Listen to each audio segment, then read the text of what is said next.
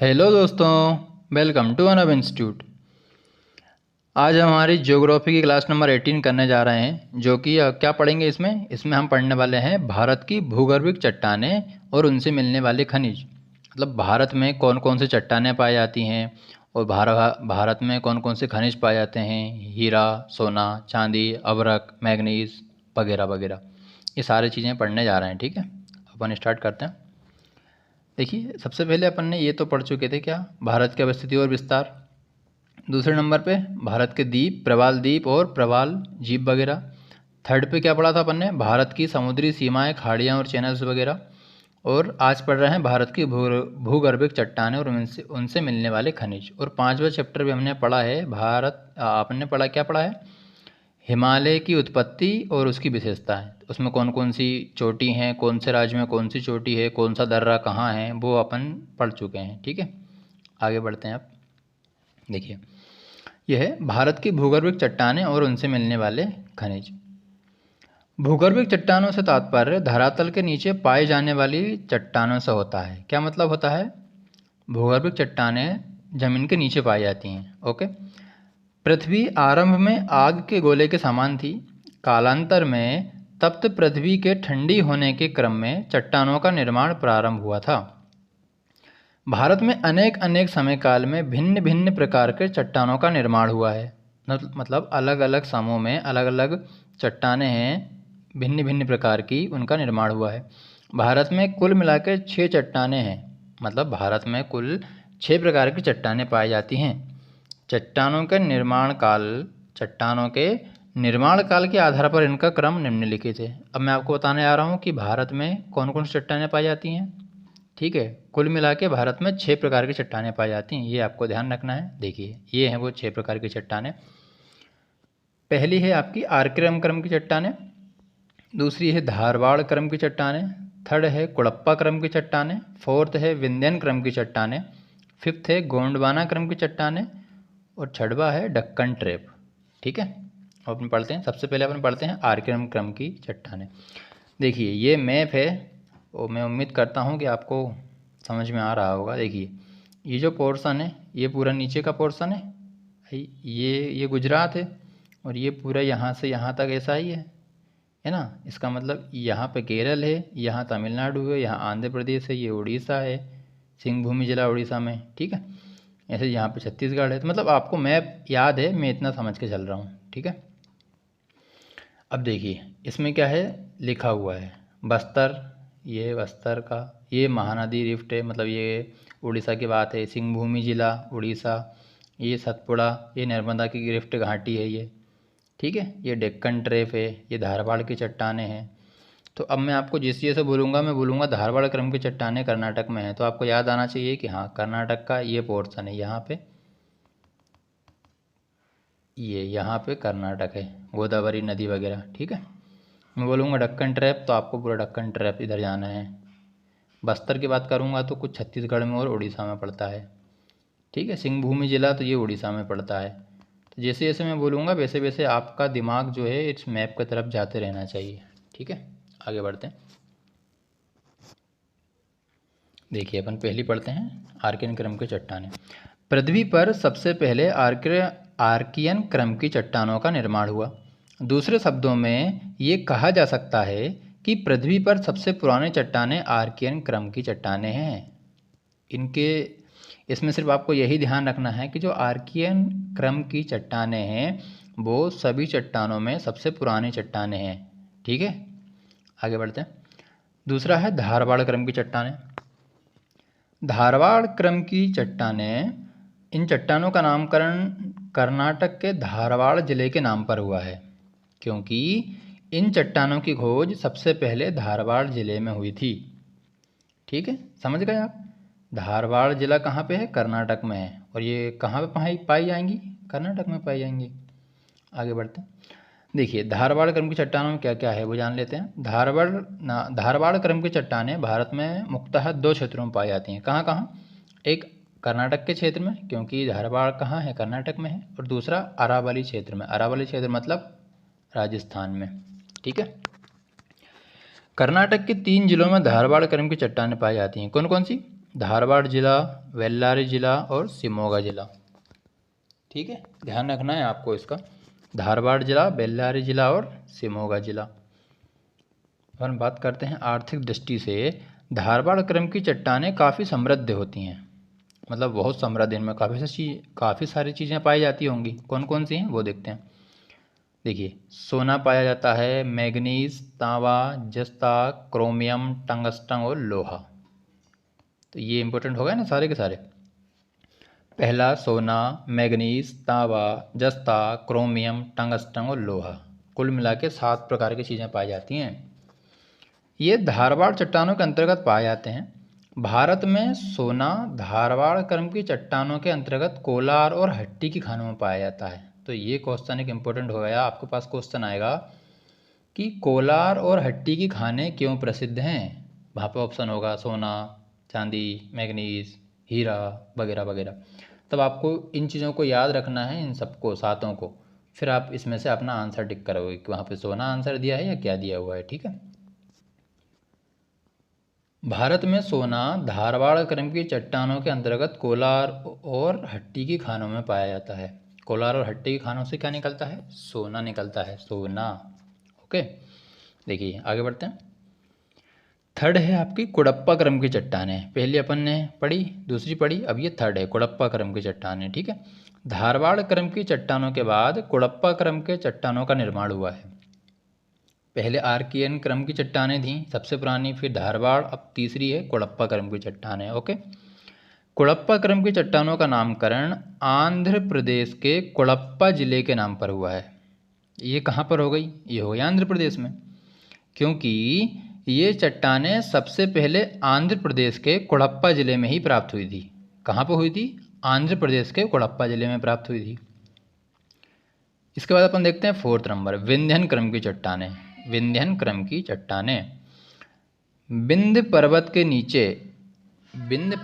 नीचे एवं उसके आसपास के क्षेत्रों में विंध्यन क्रम की चट्टानें पाई जाती हैं। ओके, विंध्यन क्रम की चट्टानों का विस्तार कुछ मात्रा में आंध्र प्रदेश में भी है।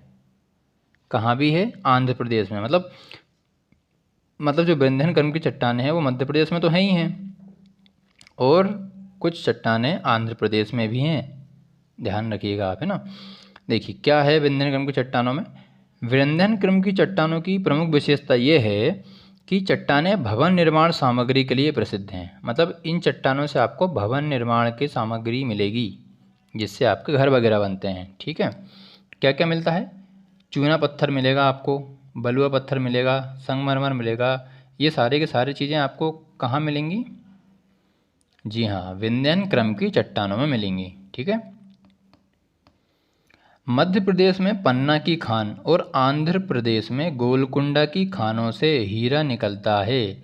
यह खानें विंध्यन क्रम की चट्टानों के अंतर्गत ही स्थित हैं। इसका मतलब ये है कि भवन निर्माण सामग्री के साथ साथ में विंध्यन क्रम की चट्टानों से हीरा भी निकाला जाता है। समझ गए आप? तो मध्य प्रदेश में कहाँ से हीरा निकलता है? पन्ना की खानों से, पन्ना जिले से। ठीक है, आंध्र प्रदेश में गोलकुंडा की खान है, उसके अंतर्गत निकाला जाता है। इसके बाद अपन पढ़ते हैं गोंडवाना क्रम की चट्टानें। गोंडवाना क्रम की चट्टानें भारत में प्रमुख रूप से नदी घाटियों में पाई जाती हैं। जो गोंडवाना क्रम की चट्टानें हैं वो प्रमुख रूप से नदी घाटियों में पाई जाती हैं। इसका मतलब ये हुआ कि जहाँ जहाँ नदी होगी वहाँ वहाँ ये पाई जाएंगी गोंडवाना क्रम की चट्टानें। सभी नदी घाटियों में नहीं, कुछ नदी घाटियों में है, वो मैं आपको बताता हूँ। ओके, देखिए गोंडवाना क्रम की चट्टानों का विस्तार भारत में प्रमुख रूप से 3 नदी घाटियों में हुआ है। और वो 3 नदी घाटी कौन कौन सी हैं? पढ़ लेते हैं कौन कौन सी हैं। उदाहरण के लिए पहली है दामोदर नदी घाटी, सेकंड है महानदी, थर्ड है गोदावरी। तो ये 3 इंपॉर्टेंट हैं। दामोदर झारखंड में बहती है, महानदी उड़ीसा में बहती है, गोदावरी आंध्र प्रदेश, कर्नाटक वगैरह में। ठीक है, भारत का 98% कोयला, कितना? 98% कोयला गोंडवाना क्रम की चट्टानों में पाया जाता है। कहाँ पाया जाता है? गोंडवाना क्रम की चट्टानों में पाया जाता है। इसका अर्थ यह है कि भारत में कोयला दामोदर नदी घाटी, महानदी घाटी और गोदावरी नदी घाटियों में पाया जाता है। आंध्र प्रदेश में सिंगरेनी कोयला क्षेत्र गोदावरी नदी घाटी में स्थित है। आंध्र प्रदेश में एक कोयला क्षेत्र है, उसका नाम है सिंगरेनी, जो कि कहाँ, किस नदी के तट पर है? गोदावरी नदी के तट पर है, क्योंकि आंध्र प्रदेश में ही गोदावरी बहती है ना, इसलिए। एक क्षेत्र है उड़ीसा में जिसका नाम है तलचर। क्या नाम है? तलचर। तलचर कोयला क्षेत्र उड़ीसा में महानदी घाटी में स्थित है। उड़ीसा में महानदी घाटी में स्थित है तलचर कोयला क्षेत्र। कहाँ है? उड़ीसा में महानदी घाटी में।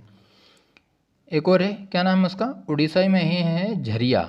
झरिया कोयले की खान कहाँ पर है? उड़ीसा में है। किस नदी के किनारे? दामोदर नदी घाटी। तो यहाँ से आपने क्या क्या सीखा? देखिए, पहले मैंने आपको बताया 3 जगह, 3 नदी घाटियों में पाया जाता है। पहला दामोदर नदी घाटी, महानदी घाटी और गोदावरी। 98% कोयला गोंडवाना क्रम की चट्टानों में पाया जाता है। सिंगरेनी कोयला क्षेत्र कहाँ पर है? आंध्र प्रदेश में है, गोदावरी नदी घाटी के किनारे। तलचर कोयला क्षेत्र कहाँ पर है? उड़ीसा में है, महानदी की घाटी के किनारे। झरिया कोयला क्षेत्र कहाँ पर है? दामोदर नदी घाटी के किनारे है। कहाँ पर है? उड़ीसा में है। भारत में बिटुमिनस प्रकार का कोयला पाया जाता है। कौन सा पाया जाता है? बिटुमिनस टाइप का, जो कि द्वितीय श्रेणी का कोयला है, मतलब दूसरे नंबर का कोयला है। लेकिन सबसे प्रथम वाला कौन सा है? एंथ्रेसाइट। और मैं उम्मीद करता हूँ आपको याद होगा, मैंने आपको बताया था पिछली बार कि जो एंथ्रेसाइट कोयला है वो सिर्फ और सिर्फ कहाँ पाया जाता है? कारगिल में पाया जाता है, लद्दाख में। वो भी कुछ, मतलब बहुत कम पाया जाता है। ठीक है, अपन बात करते हैं डक्कन ट्रेप की। महाराष्ट्र एवं उसके आसपास के क्षेत्रों में स्थित डक्कन के पठार को ही डक्कन ट्रेप कहते हैं। समझ गए आप? देखिए, मैं ये बोलना चाह रहा है कि जो महाराष्ट्र है और उसके आसपास के क्षेत्र हैं ना, वहाँ पर डक्कन ट्रेप फैला हुआ है। ठीक है, प्रायद्वीपीय भारत और अफ्रीका महाद्वीप गोंडवाना लैंड के ही भाग हैं। मतलब जो प्रायद्वीपीय भारत और अफ्रीका महाद्वीप है ना, वो दोनों गोंडवाना लैंड के ही भाग हैं। क्यों भाग हैं भाई? अफ्रीका तो बहुत दूर है। क्योंकि भारत अफ्रीका से अलग होकर उत्तर एवं पूर्व दिशा में प्रवाहित हो रहा है। जो गुजरात का है और अफ्रीका में है, आप थोड़ा सा मैप ध्यान से देखोगे तो आपको पता चल जाएगा कि जो भारत है वो अफ्रीका से टूटकर ही अलग हुआ था। ओके, आगे बढ़ते हैं। देखिए, प्रायद्वीपीय भारत के अफ्रीका महाद्वीप से टूटकर अलग होने के क्रम में भारत के पश्चिमी तट पर लावा का दरारी प्रवाह उत्पन्न हुआ। देखिए, अब कोई भी ज़मीन है वो एकदम से ऐसे तो टूट नहीं जाएगी भाई, वहाँ पे कुछ ना कुछ तो हलचल हुई होगी। तो ये वही चीज़ बता रहा है कि भारत के अफ्रीका महाद्वीप से टूटकर अलग होने के क्रम में भारत के पश्चिमी तट पर लावा का दरारी प्रवाह उत्पन्न हुआ और दरारों से निकलता हुआ तप्त लावा धरातल पर चारों ओर फैल गया या जम गया। इसी लावा के ठंडा होकर जम जाने के बाद एक पठार का निर्माण हुआ, जिसे आज हम क्या कहते हैं? डक्कन ट्रेप कहते हैं। मतलब जो डक्कन ट्रेप है वो कैसे बना? वो लावा के जमाव से बना। ठीक है, लावा के जमाव से निर्मित चट्टानों को बेसाल्ट चट्टानें कहते हैं। कौन सी चट्टानें कहते हैं? ये भी क्वेश्चन आता है, कई बार आया भी है। क्या बोलते हैं? बेसाल्ट चट्टानें बोलते हैं। डक्कन ट्रेप का मुख्य भाग महाराष्ट्र राज्य में स्थित है। मुख्य भाग तो महाराष्ट्र में ही है, लगभग 75 से 80%। बाकी का कुछ है मध्य प्रदेश और गुजरात के राज्यों में है, कुछ थोड़ा बहुत राजस्थान में भी है, बहुत कम। पर मोस्ट ऑफ दी मतलब कहाँ पर है एरिया उसका? सबसे ज़्यादा ऑलमोस्ट महाराष्ट्र में है। बेसाल्ट चट्टानों का निर्माण लावा के जमाव के कारण, ठीक है, सही है भाई। बेसाल्ट चट्टानों का निर्माण लावा के जमाव से होता है। जो चट्टानें लावा से बनती हैं उन्हें तो बेसाल्ट चट्टानें बोलते हैं। तो ये वही तो लिखा है। अंततः जब इन बेसाल्ट चट्टानों का अपक्षय होता है तो इससे निर्मित मिट्टी को काली मिट्टी कहते हैं। लावा बही, फिर क्या हुआ? बेसाल्ट चट्टानें बनी, और जब बेसाल्ट चट्टानें टूटती हैं या अपक्षय होता है उनका, तो उनसे काली मिट्टी का निर्माण होता है। ओके, काली मिट्टी कपास की खेती के लिए उपयुक्त मानी जाती है, इसलिए इसे कपासी मिट्टी भी कहते हैं।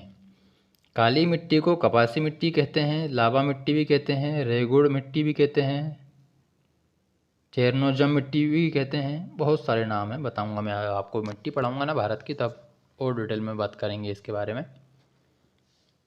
तो ये कह रहा है काली मिट्टी कपास की खेती के लिए उपयुक्त होती है, इसलिए इसे कपासी मिट्टी भी कहते हैं। काली मिट्टी का निर्माण लावा चट्टानों से होता है, इसलिए इसे लावा मिट्टी भी कहते हैं। और इसी काली मिट्टी को रेगुड़ मिट्टी भी कहते हैं। रेगुड़ कह दो या फिर आप रेगुड़ कह दो। ठीक है, आगे बढ़ते हैं। ठीक है दोस्तों, बस चट्टानों के लिए बस इतना ही था, ज़्यादा कुछ खास है नहीं इसमें। अब आप और बुक से थोड़ा सा पढ़ोगे तो आपको और ज़्यादा समझ में आ जाएगा। तो ठीक है दोस्तों, आज के लिए बस इतना ही। और यदि आपको वीडियो पसंद आती है तो प्लीज़ लाइक करें, शेयर करें और चैनल को सब्सक्राइब करें, अपने दोस्तों तक पहुँचाएँ। जय हिंद, जय भारत।